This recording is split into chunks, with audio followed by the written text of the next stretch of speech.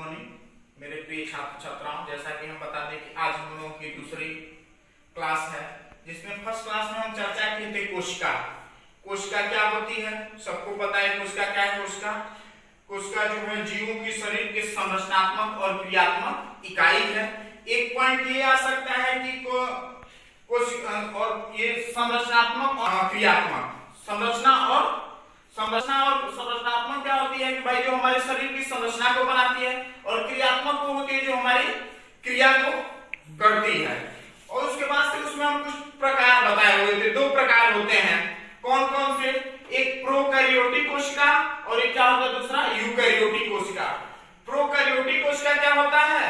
Prokaryotic कोशिका के जो एग्जांपल होते हैं बैक्टीरिया, बीजियर जो ब्लू ग्रीन शैवाल होता है, और दूसरा एक होता है उसमें क्या होता है माइकोप्लाज्मा। जो पॉइंट हम बताए थे कि माइकोप्लाज्मा जो होती है वो सबसे कोशिका की सबसे छोटी कोशिका होती है। क्या होती है? सबसे छोटी कोशिका होती है। फिर उसमें एक होता है यूकैरियोटिक कोशिका। कोशिकाएं 2 प्रकार की होती हैं, प्रोकैरियोटिक और यूकैरियोटिक। यूकैरियोटिक कोशिका का सबसे मुख्य लक्षण ये है कि जो हमारे शरीर में जो कोशिकाएं पाई जाती है वो कौन सी होती हैं? कौन सी कोशिकाएं पाई जाती हैं? यूकैरियोटिक कोशिका पाई जाती हैं। ये था कि यूकैरियोटिक और प्रोकैरियोटिक। प्रोकैरियोटिक में क्या होता है? केंद्रक नहीं होता है और एक कोशिका नहीं होता है। और यूकैरियोटिक में केंद्रक कला होती है, माइटोकॉन्ड्रिया होती है, और ये क्या होता है? हरित लवण पाए जाते हैं। अब हमारा जो नेक्स्ट टॉपिक है वो क्या बनेगा? विभाजन, कोशिका विभाजन। अब आइए देखते हैं कोशिकाएं कैसे विभाजित की गई है। तो क्या होगा? Cell division.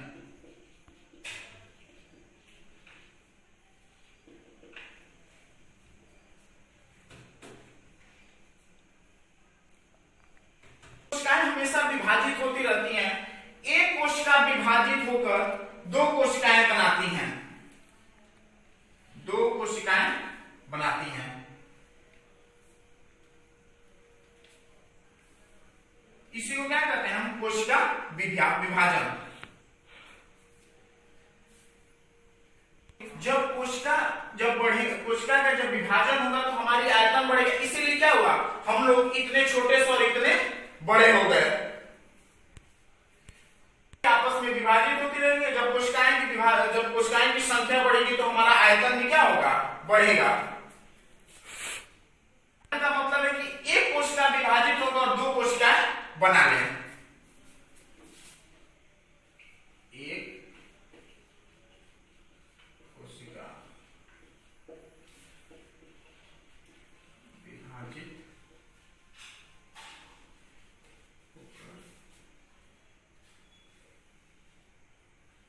बना ले, 2 कोशिका बना ले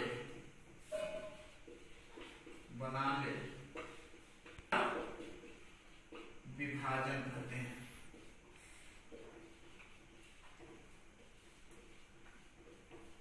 अब देखिए हमारा सिंपल सा यहाँ डिफिनेशन तैयार हो गया। कोशिका विभाजन क्या है? एक कोशिका विभाजित होकर 2 कोशिका बना ले, उसी को क्या कहते हैं? हम कोशिका विभाजन करते हैं।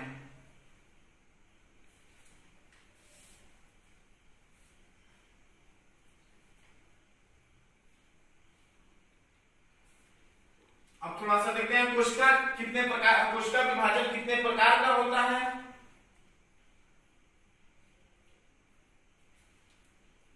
कितने प्रकार का होता है?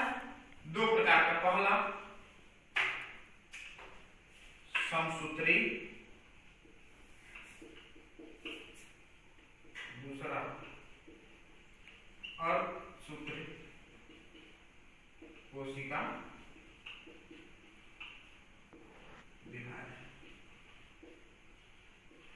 कोशिका विभाजन 2 प्रकार के होते हैं। पहला एक समसूत्री कोशिका विभाजन और एक दूसरा और अर्धसूत्री कोशिका विभाजन। अब देखते हैं दोनों में अंतर क्या है।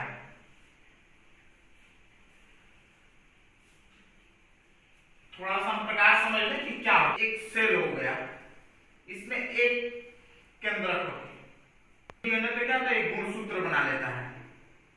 तो गुणसूत्रों की संख्या कितनी होती है? 46 होती है। कितनी होती है? 46। टोटल उसका कितना है 46।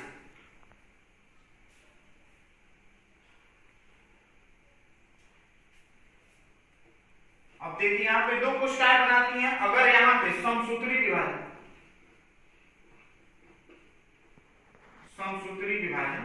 में जो क्रोमोसोम्स की जो संख्या होती है इनमें कोई परिवर्तन नहीं होता, तो इसका क्या हो जाएगा 46।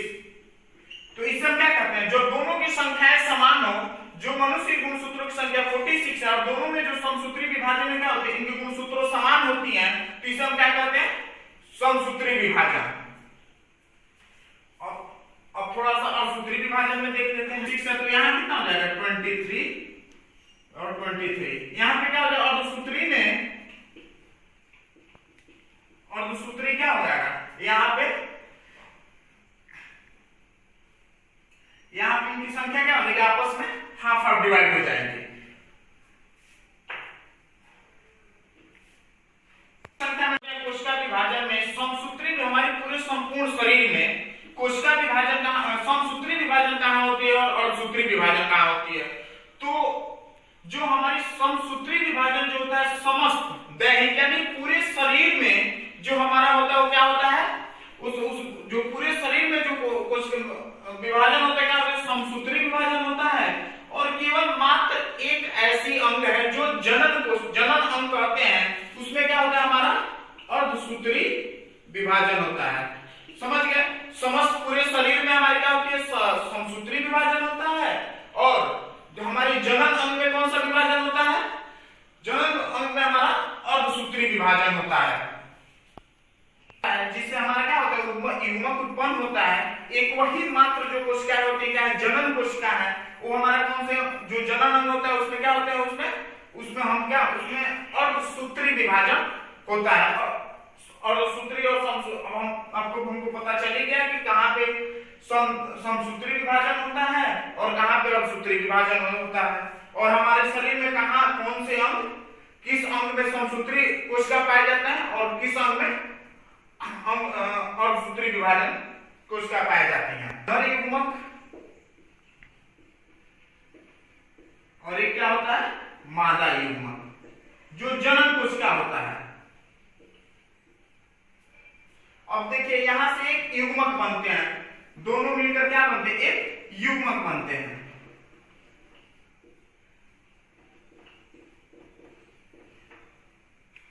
युग्मक जिसको हम क्या कहते हैं, ये जैसे सबसे इंपॉर्टेंट है। अब एक इसमें क्या होता है, एक नर युग्मक होता है और एक मादा युग्मक। जनन क्या होता है, सबसे पहले तो हम जनन जानते हैं कि जनन होता क्या है। तो जनन का मतलब होता है नई संतान उत्पन्न करना। अब देखिए जनन के लिए 2 चीजें एकदम आवश्यक होते हैं, पहला एक नर युग्मक और दूसरा एक मादा युग्मक। अब आपस में संयोग करके क्या होता है युग्मनज बनाते हैं। युग्मनज जो जिसको हम क्या कहते हैं जाइगोट करते हैं। अब यही जाइगोट क्या होगा बड़ा होकर धीरे धीरे क्या होगा नई संतान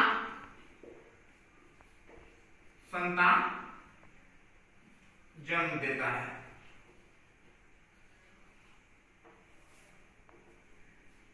अब देखिए जनन कोशिका से क्या होगा युग्मक का निर्माण होगा।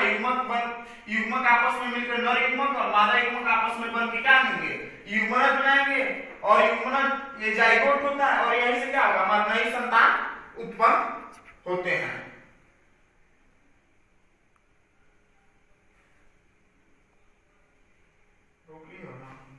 यहाँ से थोड़ा सा एक चीज और यहाँ पे बता दें कि अगर मनुष्य के शरीर में गुणसूत्रों की संख्या 46 है तो यहाँ पे नर युग्मक क्या बनाएंगे 23 युग्मक और मादा युग्मक 23 युग्मक। और ये क्या बनाते हैं ये क्या छोड़ते हैं शुक्राणु। नर युग्मक शुक्राणु देंगे और मादा युग्मक अंडाणु और दोनों को मिलकर एक युग्मनज बनेगा जिसको हम क्या कहते हैं जाइगोट। और यहीं से हमारी नई संतान क्या होती है उत्पत्ति होती है। और ये आपस में मिलकर बनाएंगे 46। अब देखिए यहाँ पे मनुष्य की जो यहाँ पे ये होगा कि इन दोनों आपस में मिलकर मनुष्य के गुणसूत्रों की संख्या 46 करेंगे और यहाँ से नई संतान की को जन्म देते हैं। यहाँ 47 6 है, यहाँ भी 46 हो जाए। तो क्या कोई ऐसे का मनुष्य है कि मनुष्यों में जो क्रोमोसोम की संख्या होती है वो 92 है? तो नहीं, ये बिल्कुल गलत है। जो मनुष्य में जो क्रोमोसोम की संख्या होती है 46 होती है, इसीलिए 23 नर युग्मक, 23 मादा युग्मक, और ये दोनों आपस में मिलकर 46 गुणसूत्र बनाएंगे।